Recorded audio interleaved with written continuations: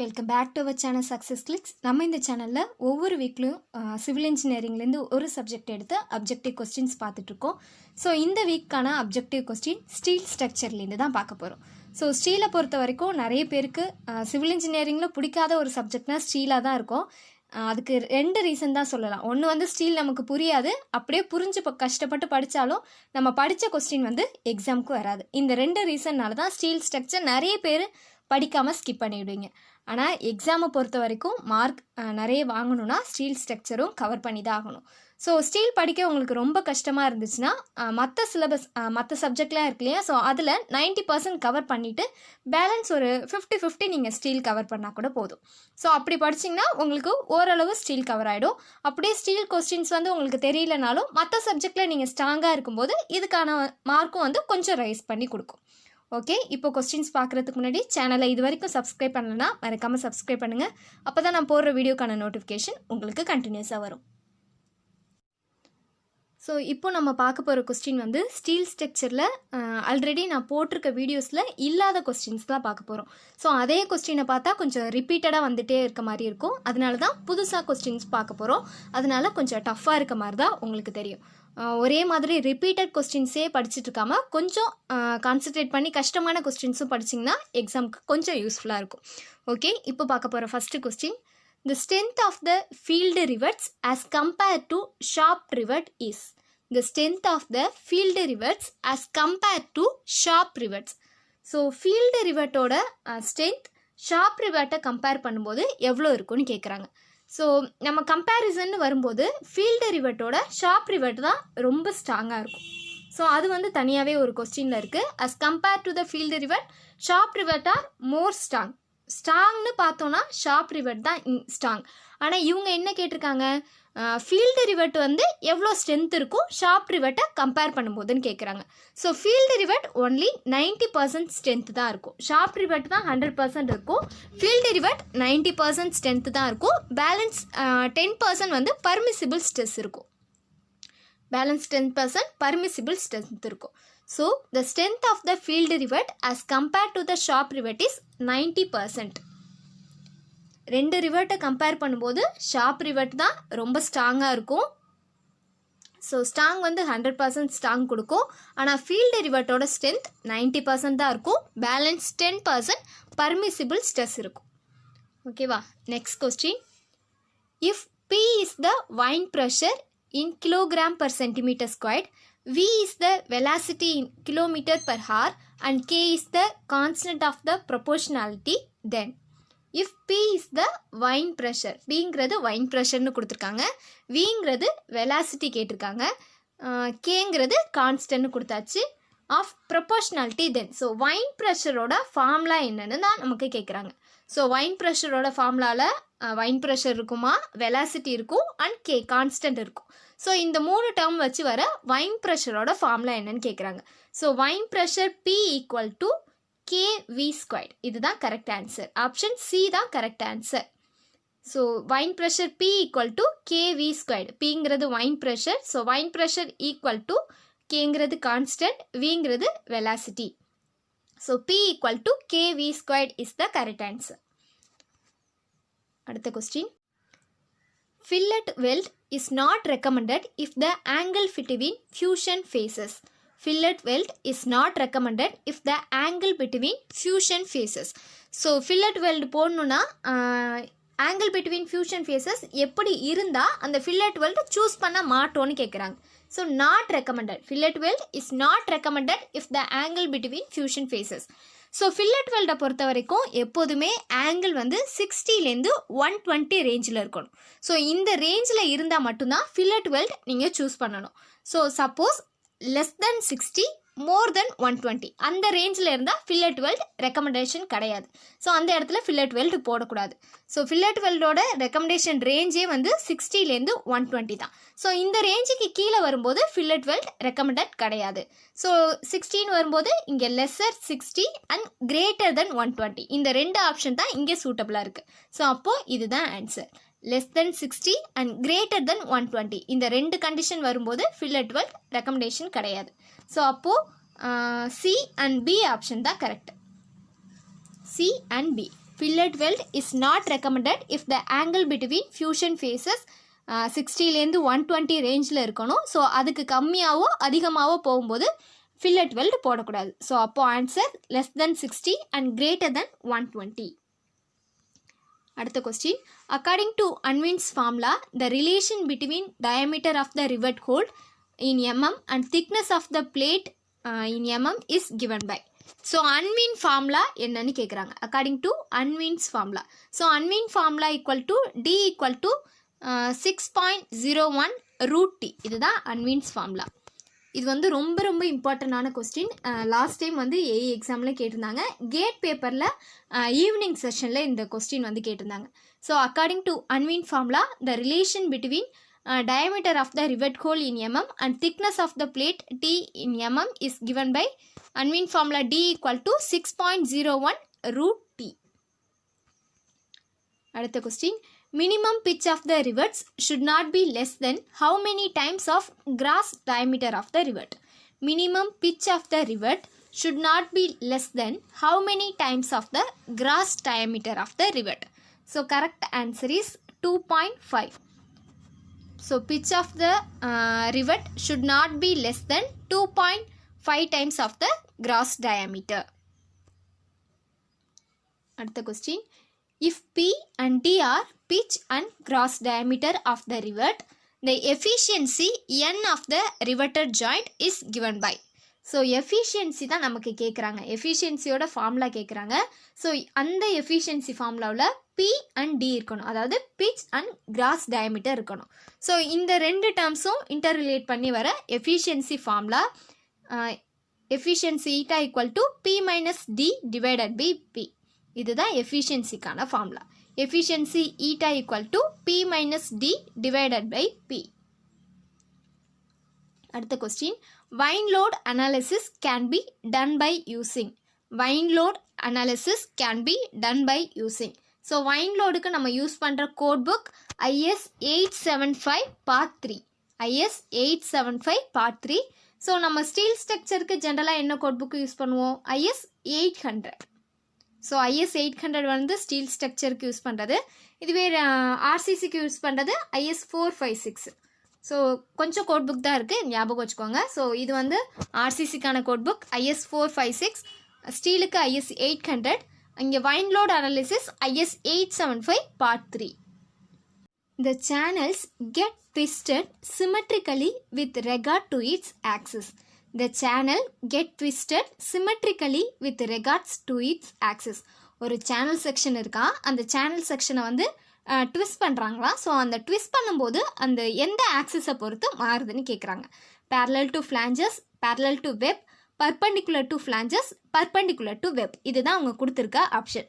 So first வந்து channel section கொடுத்துருக்காங்க. So சேனலுங்கும் போது இப்படி தான் இருக்கும். ஸோ இதுதான் ஒரு சேனல் செக்ஷன் வச்சுக்கோங்க. ஸோ சேனல் செக்ஷனில் மேலே இருக்கிறது ஃப்ளாஞ்ச். ஸோ இந்த பார்ட் வந்து வெப்புன்னு சொல்லுவோம். ஸோ இதை வந்து ட்விஸ்ட் பண்ணணும். ஸோ ட்விஸ்ட் பண்ணும்போது ஆங்கிள் வந்து இப்படி வருதா? ஸோ இங்கே ரெண்டு ஆக்சிஸ் வருது. ஸோ இந்த சேனல் செக்ஷனை ட்விஸ்டஸ் சிமெட்ரிக்கலி. ஸோ சிமெட்ரிக்கலாக நம்ம ட்விஸ்ட் பண்ண போகிறோம்.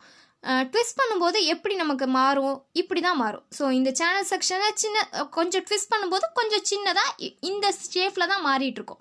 ஸோ அப்போ வெப்பில் தான் நமக்கு சேஞ்சஸ் நடக்குமே தவிர ஃப்ளாஞ்சில் வந்து எந்த சேஞ்சஸும் நடக்காது. ஃப்ளாஞ்சோட லென்த்தோ இதோ வந்து ட்விஸ்ட் பண்ணும்போது மாற போகிறதில்ல. ஃப்ளாஞ்சை வந்து ட்விஸ்ட் பண்ணும்போதும் இது இந்த ஷேப்லேயே தான் வரும். ஆனால் இந்த வெப்போட ஷேப் மட்டும்தான் ட்விஸ்ட் பண்ணும்போது மாறப்போகுது. அப்போது ஃப்ளாஞ்சஸ் வர்றது எதுவுமே ஆப்ஷனில் எடுக்கக்கூடாது. ஸோ அப்போது இந்த ரெண்டு ஆப்ஷனையும் கட் பண்ணிடுங்க. parallel to flanges and perpendicular to flanges, இந்த ரெண்டு ஆப்ஷனையும் கட் பண்ணிட்டோம். ஸோ பேலன்ஸ் இருக்கிறது என்ன? வெப் பார்ட் மட்டும்தான். ஸோ சேனல் செக்ஷன் இந்த மாதிரி இருக்குது. இதை ட்விஸ்ட் பண்ணும்போது கொஞ்சம் கரெக்டாக இந்த ஷேப்பில் மறுபடியும் சின்னதாக ஒரு ட்விஸ்ட் பண்ணி வரப்போகுது. அப்போது இந்த ஆங்கிளுக்கு இந்த வெப்புக்கு மறுபடியும் ஒரு பேரலல், அதாவது இந்த வெப்புக்கு மறுபடியும் ஒரு பேரலாக ஒரு சின்ன சேனல் செக்ஷன் தான் உருவாக்க போகுது. அப்போது correct answer parallel to web தான் வரணும். ஸோ பர்பண்டிகுலர் டு வெப் வரக்கூடாது. So correct answer parallel to web. ஒரு சேனல் செக்ஷன் இருக்குது, அதை ட்விஸ்ட் பண்ணுறோன்னா ஃப்ளாஞ்சஸில் எந்தவித சேஞ்சஸும் இருக்கக்கூடாது. அப்போது ஃப்ளாஞ்சஸில் ஆப்ஷன் நீங்கள் எடுக்கக்கூடாது. பேலன்ஸ் வந்து வெப் தான் இருக்குது. வெப்புக்கு பண்ணும்போது ஒரு பெரிய சேனல் செக்ஷனில் ட்விஸ்ட் பண்ணும்போது கொஞ்சம் அதோட கொஞ்சம் லென்த் கம்மியான ஒரு வெப் தான் வரப்போகுது. ஸோ அப்போது parallel to web is the correct answer. The permissible bending stress in steel is the permissible bending stress in steel. So ஸ்டீலோட permissible bending stress 1890 kilogram per centimeter squared. 1890 kilogram per centimeter squared. இதுதான் ஸ்டீலோட permissible bending stress. Next question. The beam is defined as the structural member subjected to. The beam is defined as the structural member subjected to axial loading, transverse loading, axial and transverse loading, none of this. So ஒரு பீமை வந்து structural மெம்பர்னு சொல்கிறோன்னா அதில் என்ன type of loading இருக்குன்னு கேட்குறாங்க. Axial loading இருக்கா அல்லது traverse loading இருக்கா அல்லது ரெண்டு லோடுமே இருக்கான்னு கேட்குறாங்க. ஸோ பீமை பொறுத்த வரைக்கும் ஸோ இதுதான் ஒரு பீம்னு வச்சுக்கோங்க. ஸோ இதுதான் ஒரு பீம், ஓகேவா? ஸோ இந்த பீம் செக்ஷனை பொறுத்த வரைக்கும் எப்படி வந்து லோடு ஆக்ட் ஆகும்? ஒரு பீமில் ஒரே இடத்துல மட்டும் லோடு ஆக்ட் ஆகிடாது, எல்லா இடத்துலையும் ஸ்ப்ரெட் பண்ணி தான் ஆக்ட் ஆகும். ஸோ அப்போ லோடு வந்து எல்லா இடத்துலையும் கரெக்டாக ஈக்குவலாக வந்துட்டுருக்கும். ஸோ அப்போது இந்த மாதிரி ஈக்குவல் லோடிங்க்கு பேர் டிரான்ஸ்வர்ஸ் லோடிங். ஸோ பீம் செக்ஷனில் இந்த மாதிரி தான் லோடு ஆக்ட் ஆகும், இதுக்கப்புறம் தான் அடுத்த செக்ஷனுக்கு மாறும். ஸோ அப்போ இது பேர் டிரான்ஸ்வர்ஸ் லோடிங். ஆக்சியல் லோடிங்கிறது ஒரே மாதிரி கான்சன்ட்ரேட்டடாக ஒரு லோடு அப்ளை ஆகும்போது ஆக்சியலில் வர்றது தான் ஆக்சியல் லோடிங். ஸோ பீமை பொறுத்த வரைக்கும் எப்போதுமே டிரான்ஸ்வர்ஸ் லோடிங் தான். So, a beam is defined as the structural member subjected to transverse loading. A column splice is used to increase. A column splice is used to increase length of the column, strength of the column, cross-sectional area of the column and none of this. So column ஸ்ப்ளிஸ் வந்து எதுக்காக use பண்ணுறோன்னு கேட்குறாங்க. So காலம் ஸ்ப்ளிஸுங்கிறது ஒன்றும் இல்லை. So ரெண்டு காலம் இருக்குதுன்னு வச்சுக்கோங்க. ஒரு ஃப்ளோரில் ஒரு காலம் இருக்குது, இன்னொரு ஃப்ளோரில் இன்னொன்று இருக்குன்னா ஸோ ரெண்டையும் கனெக்ட் பண்ணுறோம் இல்லையா? ஸோ அந்த கனெக்ட் பண்ணுறதுக்காக சின்னதாக ஒரு ஆங்கிள் மாதிரி ஒரு யூஸ் பண்ணுவாங்க. ஸோ அது பேர் தான் காலம் ஸ்ப்ளிஸ்ன்னு சொல்கிறது. இது வந்து ரெண்டு ஃப்ளோருக்கு இடையிலையும் யூஸ் பண்ணுவாங்க, அல்லது ஒரே ஒரு காலமில் போட்டு அந்த மேலே அந்த பீமோட கனெக்ட் ஆகலைன்னா ஸோ சைஸ் பத்தாமல் போயிடுச்சுன்னு வச்சுக்கோங்க, அந்த இடத்துல அட்ஜஸ்ட் பண்ணுறதுக்காக இன்னொரு பீஸ் மாதிரி போடுவாங்க. ஸோ அதுதான் காலம் ஸ்ப்ளிஸ்ன்னு சொல்கிறது. இந்த காலம் ஸ்ப்ளிஸ் போடுறதுனால என்ன ஆகுது? டோட்டல் காலமோட லென்த் வந்து கொஞ்சம் இன்க்ரீஸ் ஆகுது. ஸோ இதுதான் மெயின் யூஸ். அந்த காலமை வந்து இன்க்ரீஸ் பண்ணுறதுக்காக போடக்கூடிய அமைப்பு தான் காலம் ஸ்ப்ளிஸ்ன்னு சொல்கிறது. So column splice is length of the column to increase length of the column. காலமோட லென்த்தை கொஞ்சம் இன்க்ரீஸ் பண்ணுறதுக்காக போடக்கூடியது தான் காலம் ஸ்ப்ளிஸ்ன்னு சொல்கிறது.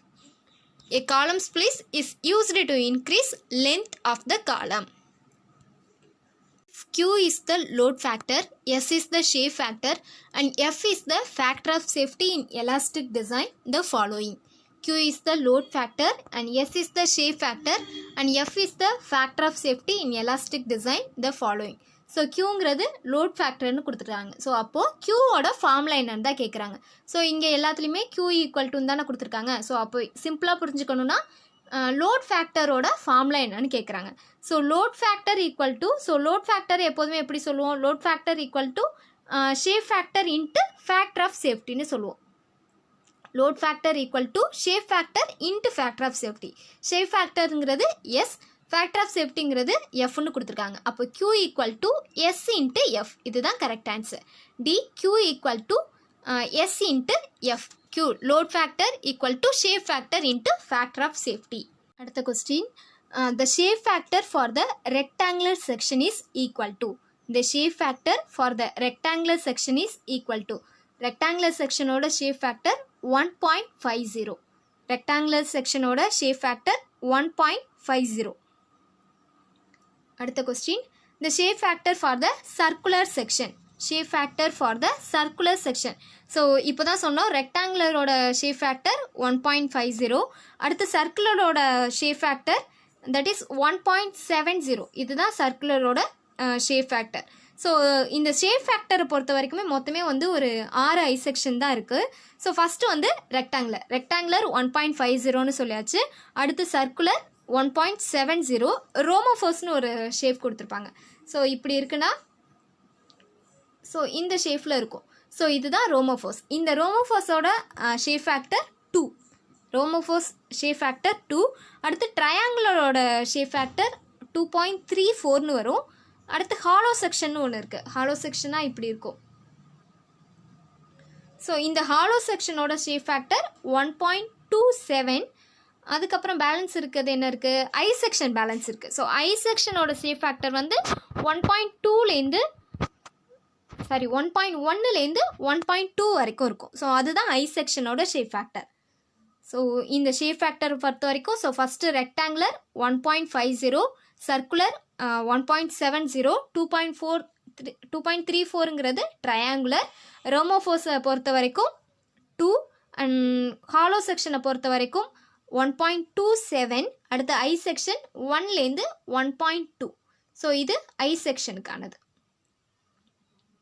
Next question, slenderness ratio of the column is. Slenderness ratio of the column is. So slenderness ரேஷியோக்கு என்ன சொல்லுவோம், length of the column divided by least radius of gyration. Length of the column divided by least radius of gyration. இதுதான் slenderness ரேஷியோக்கான formula. அடுத்த question, web crippling in beams generally occurs at the point where. Web crippling in beams generally occurs at the point where. Web crippling வந்து கரெக்டாக எந்த இடத்துல நடக்கும்னு கேட்குறாங்க. So web கிரிப்ளிங்கை பொறுத்த வரைக்கும் எப்படி இருக்குன்னா, ஸோ இதுதான் ஐ செக்ஷன் வச்சுக்கோங்க. ஸோ இது வந்து ஃப்ளான்ச், இது வந்து வெப். இந்த வெப்பை பொறுத்த வரைக்கும் 2 ஃபெயிலியர் இருக்குது. ஒன்று வந்து இந்த கிரிப்ளிங், இன்னொன்று வந்து பல்கிங்னு சொல்லக்கூடியது buckling.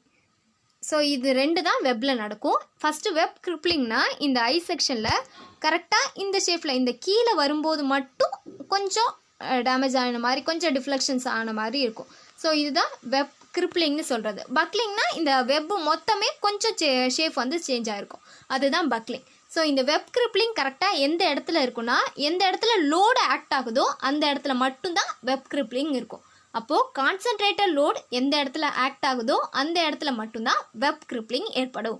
Web crippling in beams generally occurs at the point where concentrated load act. A tie is a tension member, compression member, flexural member and tension member. டைங்கிறது என்ன டைப் ஆஃப் மெம்பர்னு கேட்குறாங்க. So டையை பொறுத்த வரைக்கும் எப்போதுமே tension member தான், strut தான் compressive member. So compressive மெம்பருங்கிறது strut, tension மெம்பர்னா tie. So tie and ஸ்டட்டுன்னு எதை சொல்கிறோம் அப்படின்னா, ஒரு பீம் இருக்குது அப்படின்னா, ஸோ இதுதான் ஒரு ஆங்கிள் போட்டிருக்காங்க, ஒரு ரூஃப் ட்ரெஸ்லாம் போட்டிருக்காங்க அப்படின்னா, ஸோ இந்த பார்ட் வருது இல்லையா, கீழே இந்த பார்ட் பேஸ் பார்ட் மாதிரி வருது இல்லையா, ஸோ இதுதான் டைன்னு சொல்லுவாங்க. ஸோ ஸ்டட்டுனா இந்த ரூஃப் ட்ரெஸ்ஸையும் கீழே உள்ள பீமையும் கனெக்ட் பண்ணுறதுக்காக சின்ன சின்ன ஆங்கிள் மாதிரி போட்டிருப்பாங்க இல்லையா, ஸோ அதை தான் ஸ்டட்டுன்னு சொல்லுவாங்க. ஸோ அந்த ஸ்டட்டு வந்து கம்ப்ரெஷன் மெம்பர், கீழே உள்ள இந்த பேஸ் ஆஃப் த பீம் மாதிரி இருக்கிறது தான் டை மெம்பர்னு சொல்லுவாங்க. ஸோ டை எப்போதுமே டென்ஷன், ஏன்னா இந்த 2 சைடும் பீமில் இழுத்து கட்டியிருக்க மாதிரி இருக்கும். ஸோ அதனால டை வந்து டென்ஷன் மெம்பர், ஸ்டட்டுங்கிறது கம்ப்ரெஷன் மெம்பர். அடுத்த question, as per ISI rolled steel beam section are classified. As per ISI, rolled steel beam section are classified into. So மொத்தமாக ஐஎஸ்ஐ படி ரோல்டட் ஸ்டீல் பீம் செக்ஷன் வந்து எத்தனை டைப்பாக பிரிக்கிறாங்கன்னு கேட்குறாங்க. So ரோல்டட் steel பீமை பொறுத்த வரைக்கும் 4 type தான் இருக்குது. ஃபஸ்ட்டு வந்து பீம், அடுத்தது காலம், அடுத்தது சேனல் செக்ஷன், ஸோ பேலன்ஸ் இருக்கிறது ஆங்கிள் செக்ஷன். ஸோ ஃபஸ்ட்டு இருக்கிறது பீம், அடுத்து இருக்கிறது காலம், அடுத்து இருக்கிறது சேனல் செக்ஷன், அடுத்து இருக்கிறது ஆங்கிள் செக்ஷன். ஸோ டோட்டலாக எத்தனை இருக்குது, 4 இருக்குது. ஸோ அப்போது ரோல்டட் ஸ்டீல் பீமோட டைப் வந்து இந்த 4 டைப் தான். Rolled steel beam type beam, column, channel and angle. இந்த 4 டைப் தான் ரோல்டட் ஸ்டீல் பீமை பொறுத்த வரைக்கும் இருக்குது. டி செக்ஷனை பொறுத்த வரைக்கும் 5 சீரீஸ் இருக்குது, அதுவும் பின்னாடி இருக்க கொஸ்டினில் இருக்குதுன்னு நினைக்கிறேன். ஸோ அது அப்போ வரும்போது நான் அந்த டைப் வந்து சொல்கிறேன். ஸோ ஃபஸ்ட்டு ரோல்டட் ஸ்டீல் பீமுக்கு மட்டும் பீம், காலம், சேனல், ஆங்கிள், இந்த 4 டைப் தான் ரோல்டட் ஸ்டீல் பீமோட டைப்.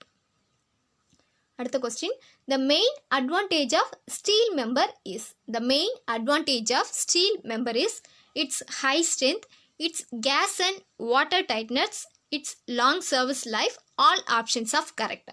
ஒரு ஸ்டீல் மெம்பர் யூஸ் பண்ணுறோன்னா அந்த ஸ்டீல் மெம்பரோட மெயின் அட்வான்டேஜ் என்ன, அந்த ஒரு பில்டிங்க்கு ஸ்ட்ராங்காக கொடுக்கும். அப்போது இட் ஹாஸ் ஹை ஸ்ட்ரென்த், அடுத்தது it gas and water tightness, இந்த வாட்டர் அண்ட் கேஸ் டைட்னஸ் வந்து ஸ்டீல் மெம்பரில் இருக்கும். ஸோ அப்போது அந்த ஆப்ஷனு கரெக்டு. அடுத்தது is long service life, so அப்போது all options are correct. It has high strength, gas and water tightness, its long service life, all options are correct. So answer is D, all options are correct. அடுத்த question, factor of safety is the ratio of. Factor of safety is the ratio of yield stress and working stress. Yield stress divided by working stress equal to factor of safety. So option B is the correct answer. Factor of safety equal to yield stress divided by working stress. அடுத்த question, the maximum slenderness ratio for the tension member shall not exceed. The maximum slenderness ratio for the tension member shall not exceed. So tension மெம்பரை பொறுத்த வரைக்கும் slenderness ratio வந்து 180லேருந்து 400 ரேஞ்சுக்குள்ளே இருக்கணும். 180 to 400 ரேஞ்சுக்குள்ளே இருக்கணும். அப்போ இந்த 400 ரேஞ்சுக்கு மேலே எக்ஸீட் ஆகக்கூடாது. அதுதான் topic. So the maximum slenderness ratio for the tension member shell not exceed 400 range. The maximum slenderness ratio for the tension member shall not exceed 400. So இந்த 180லேருந்து 400 ரேஞ்சுக்குள்ளே தான் எல்லா இந்த சீஸ்மிக் லோடு வைன் லோடுக்கு தனித்தனி டிவிஷன் பிரித்து ஒவ்வொன்றுக்கும் ஒரு வேல்யூ கொடுத்துருப்பாங்க கோட் புக்கில். ஸோ எப்போதுமே ரேஞ்ச் வந்து அந்த 180லேருந்து 400 தான். ஸோ அந்த 400 ரேஞ்சை வந்து எக்ஸீட் ஆகக்கூடாது. அடுத்த question, rolled steel angle section are classified as. Rolled steel angle section are classified as equal angle, unequal angle, bulb angle. Equal, unequal, bulb angle, all options are correct.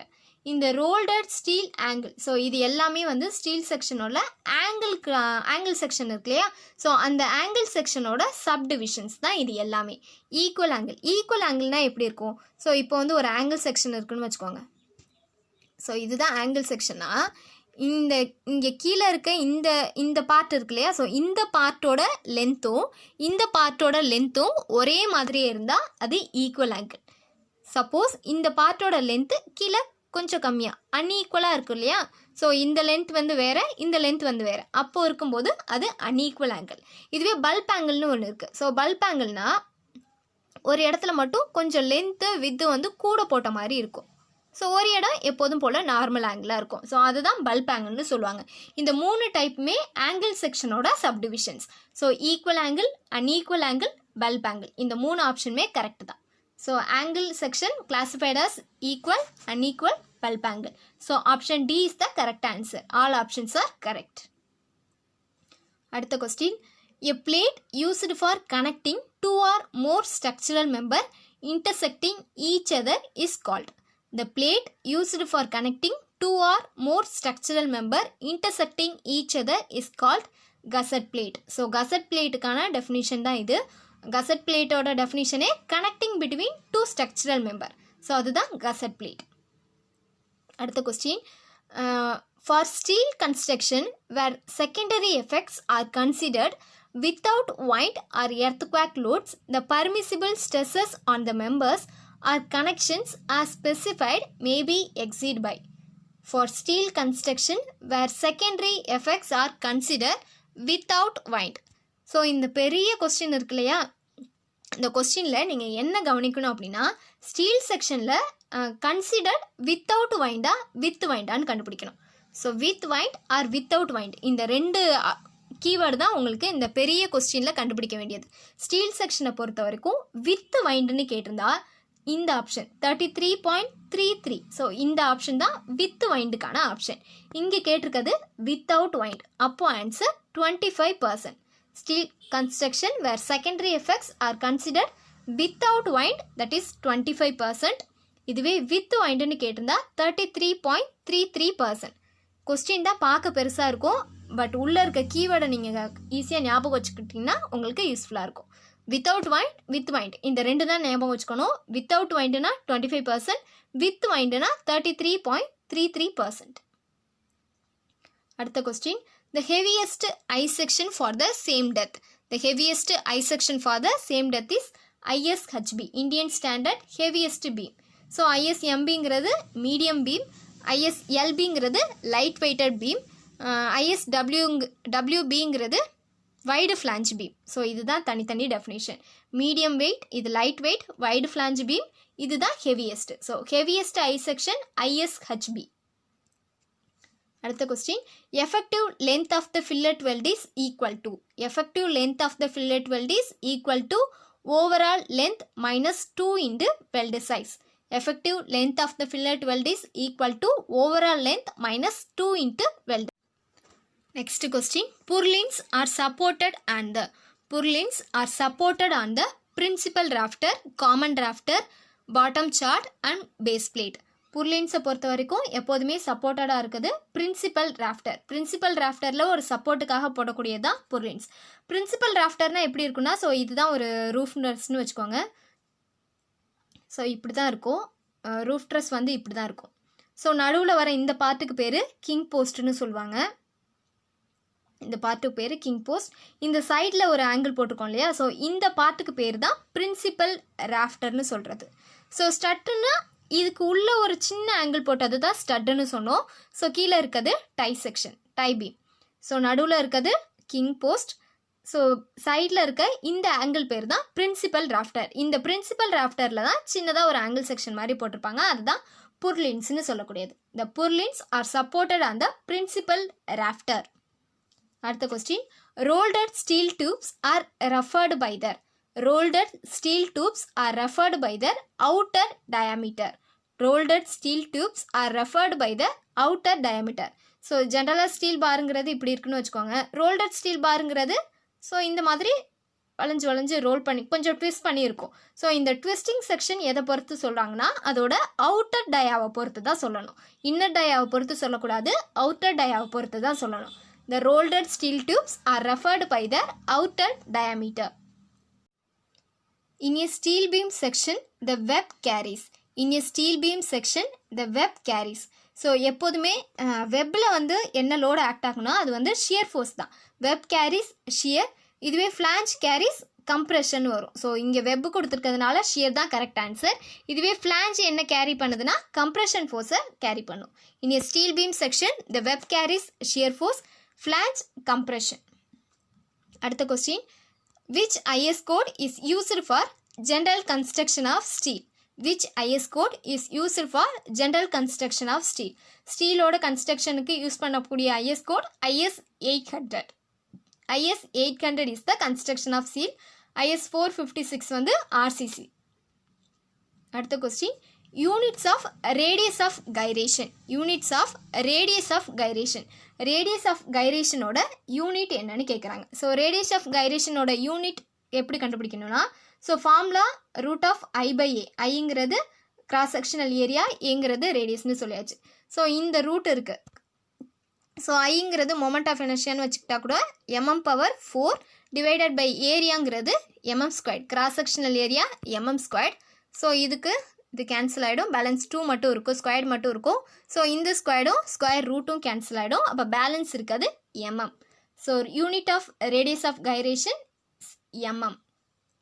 Radius of கைரேஷனோட formula root of I/Aன்னு இருக்கும், that is moment of inertia divided by cross sectional area mm⁴ divided by mm² இருக்கும், ஒரு root இருக்குது. So mm² cancel பண்ணும்போது ஒரே ஒரு square இருக்கும், இந்த ஸ்கொயர் ரூட் கேன்சல் ஆகிட்டா பேலன்ஸ் இருக்காது mm. So unit of radius of gyration is mm. So எதுக்கு யூனிட் கிடையாதுன்னா ஸ்லெண்டர்னஸ் ரேஷியோக்கு வந்து யூனிட் கிடையாது. ஸோ எப்படி சாயிலில் ஸ்பெசிஃபிக் கிராவிட்டிக்கு யூனிட் கிடையாதோ அதே மாதிரி ஸ்டீலை பொறுத்த வரைக்கும் ஸ்லெண்டர்னஸ் ரேஷியோவுக்கு யூனிட் கிடையாது. அடுத்த question. As per IS the rolled steel T section are classified into. As per IS the rolled T section are classified into. So T செக்ஷனை எத்தனை டைப்பாக பிரிக்கலான்னு கேட்குறாங்க. ஸோ T செக்ஷனை பொறுத்த வரைக்கும் 5 டைப் வந்து இருக்குது. ஸோ T செக்ஷனுக்கு 5 டைப் இருக்குது. ஸோ என்னென்ன டைப்னா இங்கே இருக்குது. ஸோ T செக்ஷனை பொறுத்த வரைக்கும் IS normal T bars, wide flange bar and long legged T bar, light T bar, junior T bar. இது எல்லாமே வந்து கோட் புக்கில் உள்ள தியரிஸ் தான். So ISNT, ISHT, ISST, ISLT and ISJT. So இதுதான் T செக்ஷனோட சப்டிவிஷன்ஸ். ஸோ T செக்ஷனை பொறுத்த வரைக்கும் 5 சப்டிவிஷன்ஸ் இருக்குது. As per IS, the rolled T section are classified into 5 series. In a double riveted lap joint, the pitch is taken as 70 cc and nominal dia of the rivet is 22 mm. Find the maximum efficiency of the joint. So என்ன கேட்டிருக்காங்க, maximum efficiency. Maximum எஃபிஷியன்சிங்கிறது eta.